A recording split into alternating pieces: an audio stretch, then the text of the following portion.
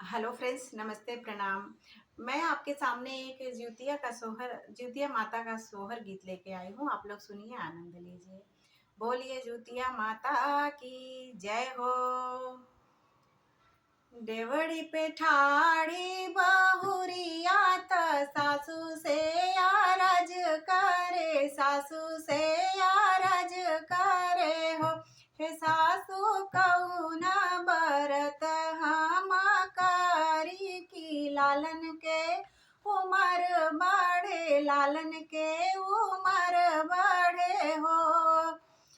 इतनी बचन सासू सुननी त बउअर के समझावे लागिन, बउअर के समझावे लागिन हो। हे बउअर जुतिया क बरत तू करिया त लालन के उमर बढ़े, लालन के उमर बढ़े हो। भोरे भोरे गंगा नहैया त निराधार रहिया, त निराहार रहिया हो।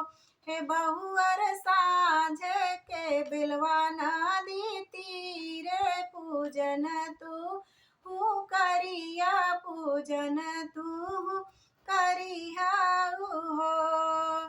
जौन मगन तू मंगबू जुतिया मैया दी है, जुतिया मैया दी है हो।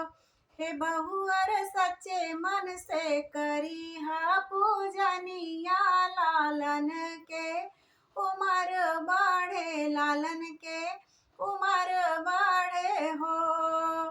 डेवड़ी पे ठाड़ी बहुरिया त सासू से अरज करे, सासू से अरज करे हो। आपको ये सोहर कैसा लगा? आप लोग कमेंट बॉक्स में ज़रूर बताएं। धन्यवाद।